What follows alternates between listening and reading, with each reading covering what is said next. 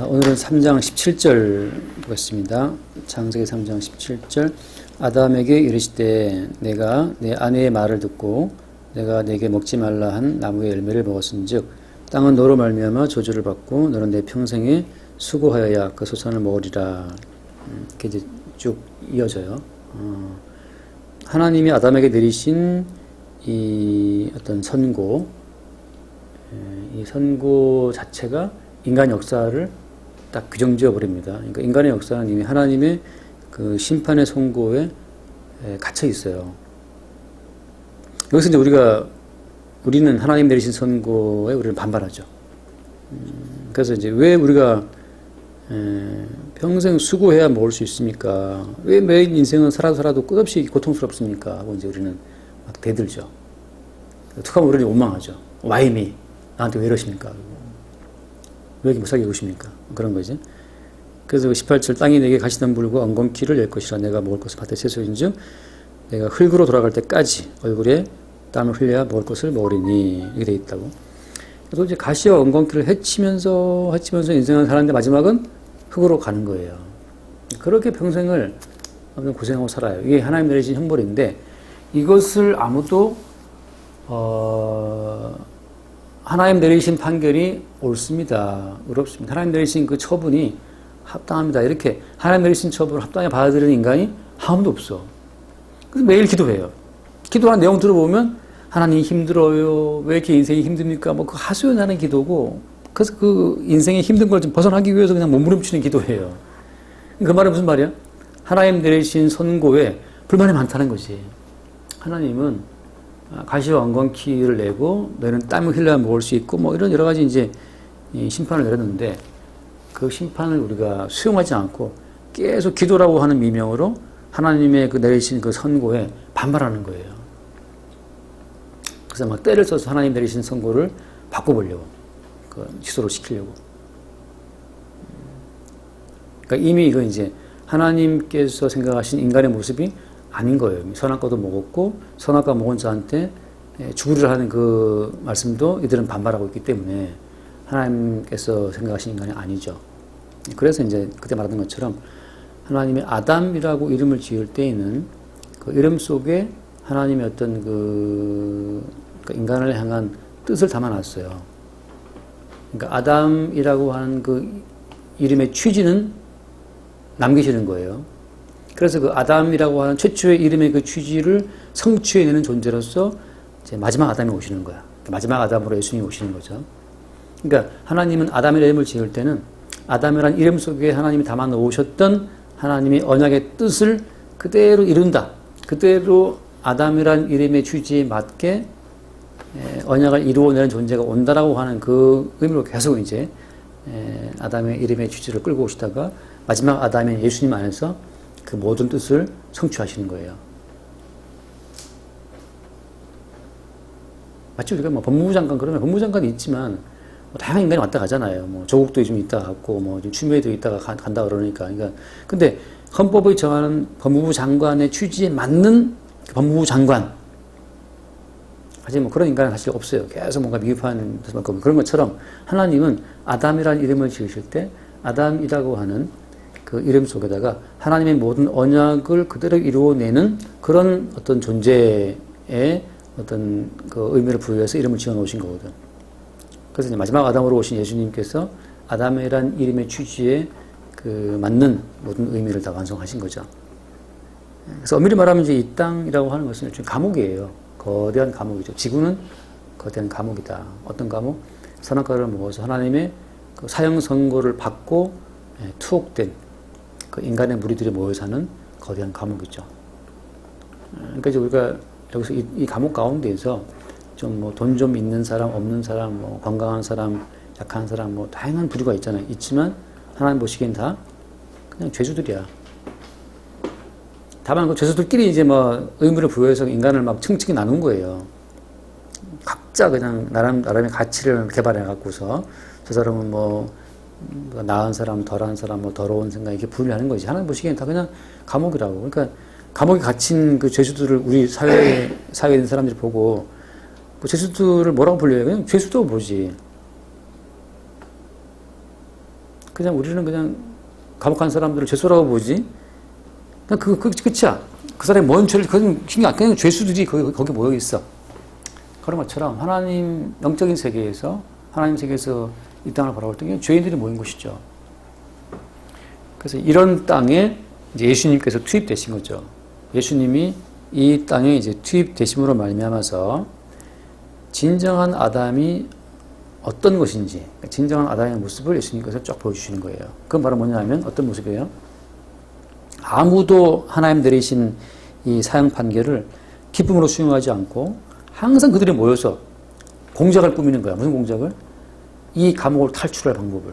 그게 이제 구원의 의지인데 어떻게 하면 구원받을까? 어떻게 하면 이 감옥에서 탈출할 수 있을 것인가?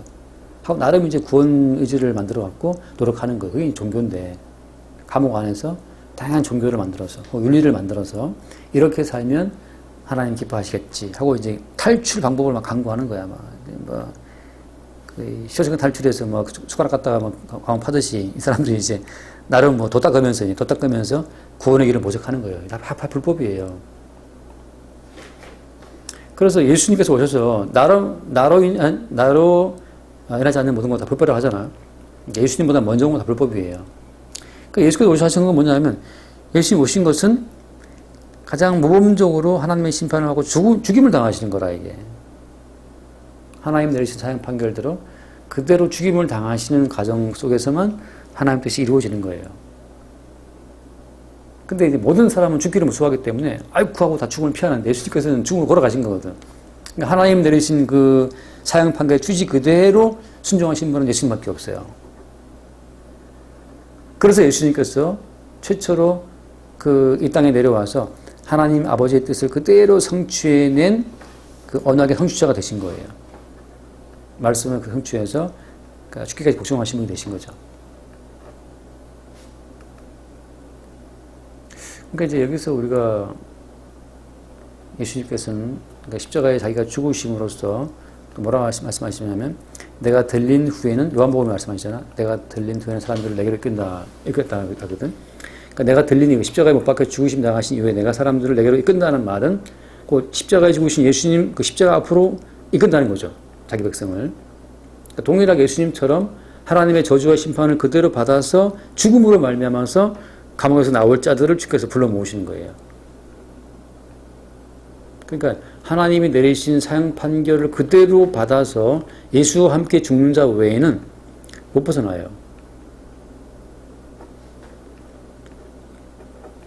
그게 이제 여기서 말한 것처럼 땅이 가시덤불 멍크를 낸다.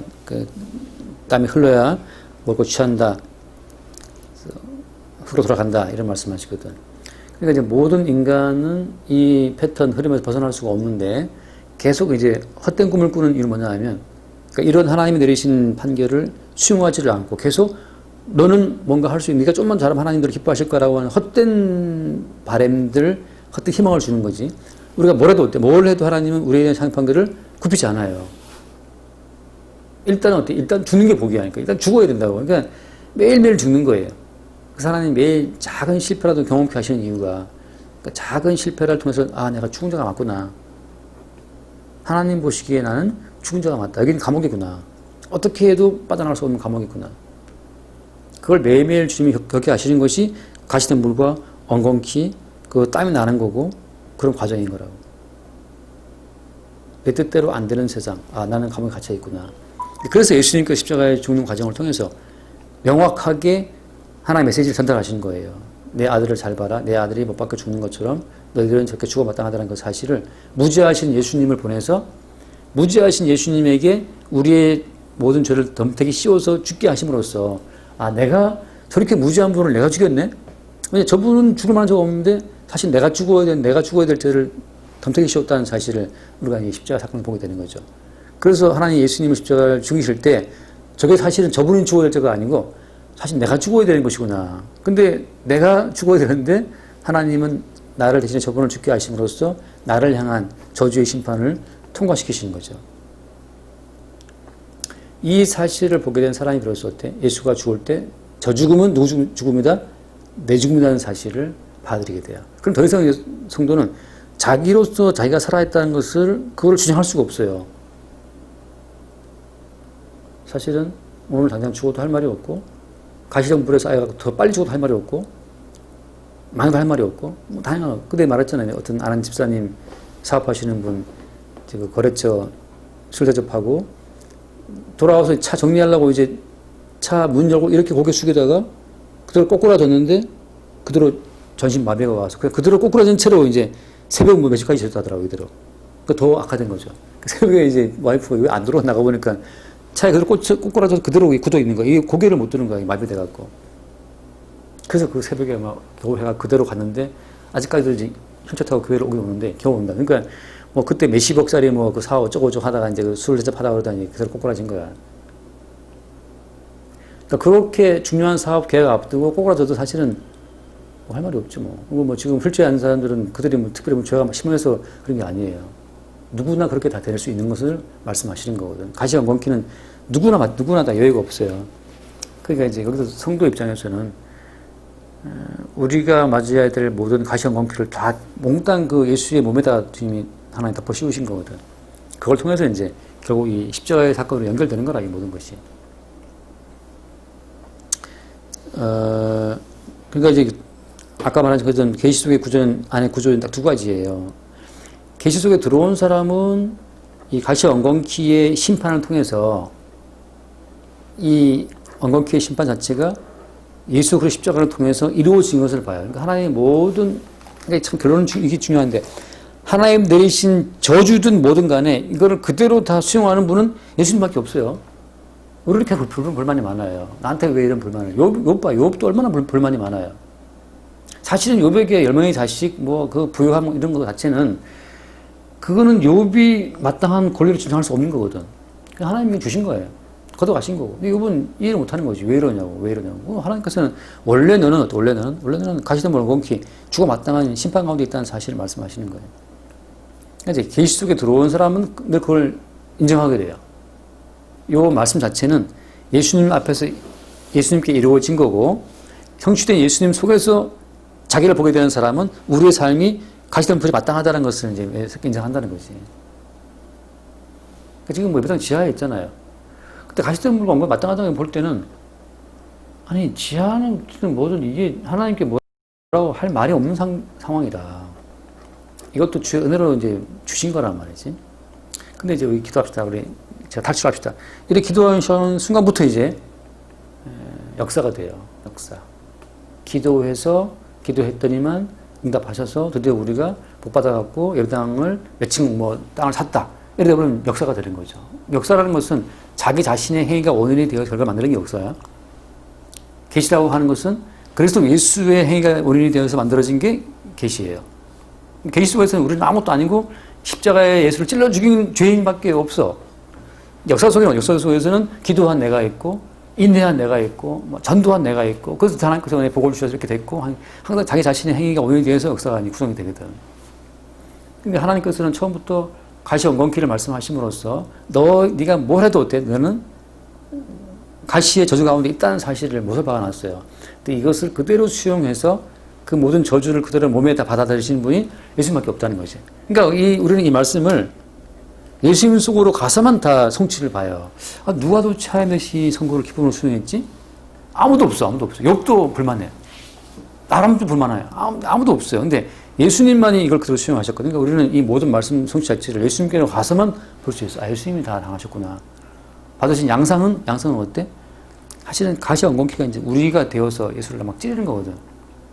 근데 하나님께서는 예수님께서는 그 모든 걸 그대로 수용했어요. 그리고 하신 말씀이 저들의 죄를 용서해달라. 저들이 하는 것을 모르고 있다. 그러니까 우리는 진짜 아무도 모르고 예수를 찌르는 자가 되는 거예요. 늘 불평원망함으로써. 그러니까 성도는 두 개의 세계를 살아요. 역사 속에서 자기의 행위를 원인으로 삼아서 자기 역사를 만들어 하고 있다가 하나님의 저주의 심판의 메시지가 오므로 말미암아서 이게 아니네 하고 깨지고 나서 근데 내가 어떻게 살고 있지? 대신 받으신 예수를 바라보게 되고 저분이 대신 받으신 저주 때문에 내가 살고 있구나를 또 확인하고, 그러니까 항상 역사와 계시의 두 세계를 오며가면서 살게 되는 것이 이게 성도예요. 그러니까 두 세계 경계선의 성도가 있지. 그러니까 매일 자기 역사를 위해서 뭔가를 꼼지락거리고 있다가 십자가 사건 때문에 터지고 나서 아니구나 또 왕상 무너지고 나서 나는 진짜 아무것도 아니었네. 다시 또 십자가에 죽으신 예수가 은혜 되어 이루어진 계시색에 들어와서 나로 사는 것이 아니고 은혜로 사는 것을 보게 되고, 그럼으로써 이 모든 저주를 십자가에서 이루어내신, 그러니까 저주의 형벌 말씀을 그대로 완성해내신 예수를 또 우리는 증거하는 거예요. 그래서 대신 가시의 저주를 받고 죽으신 예수 때문에 내가 오늘날 가시 없는 인생을 살고 있다고 또 고백하게 되는 거죠.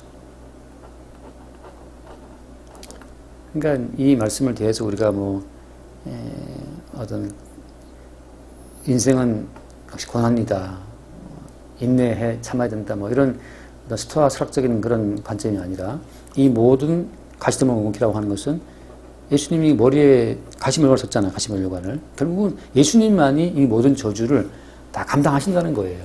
인간 세계에 퍼부으신 저주는 인간들은 다 그거를 다 노하기 때문에, 튕겨내기 때문에 아무도 그걸 안 받아. 예수님만이 묵묵히 말없이 가시멜관을 받죠. 창에 찔리고. 그래서 하나님 내리신 모든 저주를 그분이 다 대신 받으시는 거예요. 그래서 하나님 내리신 저주의 심판을 그대로 받아내신 예수님 덕분에 오늘 우리가 이 나라의 저주를 받지 않고 살고 있구나를 확인하는 거지. 추운 겨울에 따뜻한 난방을 속에 살고 있다. 이건 이제 저주받으신 예수님 때문에 받는 혜택이라고 하는 거예요. 그렇게 이제 자기의 모든 삶을 십자가에 죽으신 예수님으로 인해 다시 보게 될 때, 그게 이제 성도의 자기 정립이에요. 나라는 것은 은혜의 덩어리구나. 십자가에 죽으신 예수의 은총 결과구나. 내게 날아오는 가시덤불의 모든 저주를 대신 받으신 예수로 내가 지금 살고 있구나를 보게 되는 거죠. 그러니까 어쩔 수 없지. 성도는 항상 역사에 들어갔다가 다시 또 계시로 왔다가 이 반복이에요. 역사 속에 존재하다가 와장창 깨지고 계시로 들어오고, 또 계시의 조진 은혜 좀 까불까불하다 또 내 거 삼아서 또 자기 그러니까 계시의 조진 은혜를 또 내 것으로 삼아. 역시 나는 대단한 사람이라고 또 까분단 말이지. 또 깨지고 또 들어오고, 이 반복이지. 그러면서 이 성도는 예수님의 증인이 되는 거예요. 나도 이러한 죄인이나 매일 대신 저주받으신 예수로 인해 내가 살고 있다는 것을 증거하는 증인이 되는 거죠. 그러니까 성도 입장에서는 가시와 원피라고 하는 것은 예수를 증거하게 되는 하나의 계기로서 하나님이 허락하시는 거예요. 가시멜관 쓰신 예수를 증거하는 계기로 우리 삶 가운데 가시를 보게 해요. 그러니까 가시를 보지 않으면 우리는 이제 저주를 알 수 없으니까. 그래서 이제 우리가 맞이하는 역사 속의 저주를 통해서 십자가에 저주받으신 예수님의 저주를 바라보도록 그 정도까지 우리 가운데 저주가 허용되는 거예요. 내가 받는 모든 아픔은 십자가의 아픔을, 그러니까 예수의 아픔을 경험케 하시는, 깨닫게 하시는 하나의 계시 수단으로 내게 주어진 가시 아픔인 거지. 그러니까 마치 아브라함에게 아들 이삭을 번제 바치라는 그걸 통해서 아들을 바친 하나님의 심정을 증거한 것처럼 성도는 그렇게 이제 인생을 살게 되는 거죠. 그러니까 아까 말한 감당치 못할 시험당함을 허락한다는 그 말은 예수님의 십자가의 아픔을 증거할 정도로만 우리한테 아픔이 주어지는 거예요. 예레미야도 그래서 백성들한테 고난 당했잖아요. 이제 백성들한테 고난 당하시는 예수님을 증거할 그 정도만큼 예레미야가 고난과 핍박을 당하는 거예요. 우리도 마찬가지죠.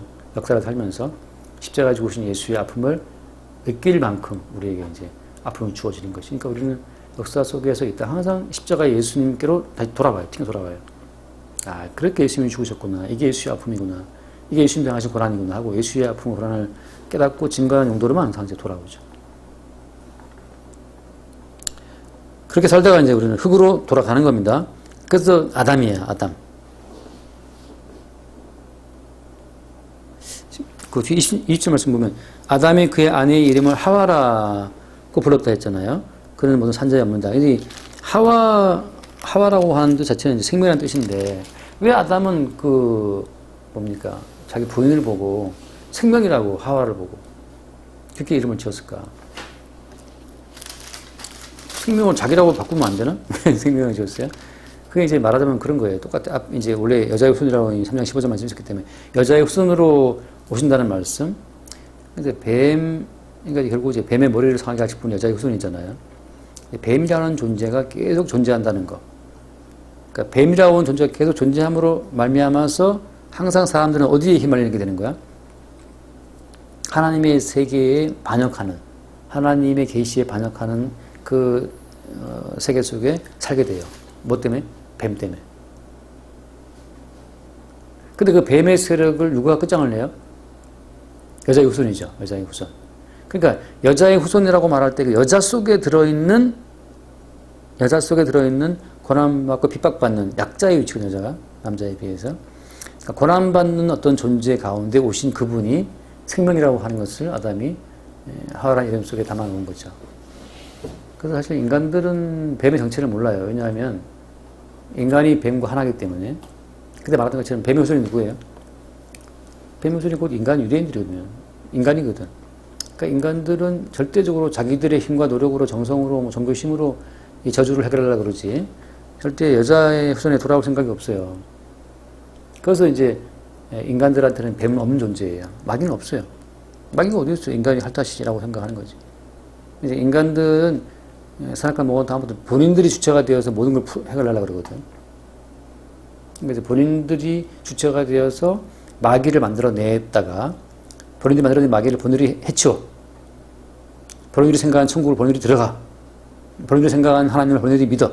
모든 게 인간들이 나온 이제 그 뒤에 이제 뱀이 이제 웃고 있는 거죠. 뱀에 의해서 형성된 뱀의 이미지, 뱀에 의해서 만들어진 하나님의 이미지, 천국의 이미지 다 뱀이 만들어준 거라고. 그러니까 이제 허상의 세계 속에 살고 있는 거죠. 모든 것이. 천국도 허상이고, 마귀, 뭐 뱀, 예수님 다 허상인 거예요. 인간의 주체가 만들어낸 거지. 근데 하나님께서는 이제 저주로서 그 우리 허상을 계속 빵빵 터뜨리시는 거예요. 우리의 본질을 보게 하는. 근데 성도만이 그 본질을 직면해요. 아, 우리는 예수를 죽인다구나, 결국은. 그래서 그들이 계시의 구조로 끌려 들어오죠. 성도만이. 계속 역사 속에 사는 사람들은 허상의 구조 속에서, 허상의 천국 속에서 그들이 살아간다고. 이렇게 하면 기뻐하시고, 저렇게 하면 좋아하시고, 싫어하시고, 뭐 다 자기들이 행위가 원이 되어서 만들어가는 인생을 살게 되죠. 생명이라고 하는 것은 여자의 후손 속에 들어있다는 것을 감지해서 아담이 하와라고 이름을 짓죠. 모든 산자의 어머니다. 결국은 핍박받는 여자를 통해서 오게 되실 그분, 박해받는 메시아, 그분이 우리의 생명이라는 사실을 아담이 증거해주고 있는 겁니다. 여기까지 합시다. 간단하게. 주님 감사합니다. 하나님 내리신 저주의 심판을 인간은 회피하고 불평하고 반발하지만 오직 그리스도 예수만이 아버지의 모든 형벌을 십자가에 기쁘게 수용하셨고 그 형벌의 과정에서 우리 인간들이 예수를 죽이는 자로 개입하게 하신 것을 감사하고 오히려 그 예수와 함께 죽고 예수와 함께 사는 진리 속으로 이끌어주셔서 감사합니다. 날마다 대신 죽으신 예수의 은총으로 사는 새로운 피조물의 삶이 우리 가운데 주어지도록 우리의 눈을 열어주옵소서. 우리 주 예수 이름으로 기도드립니다. 아멘.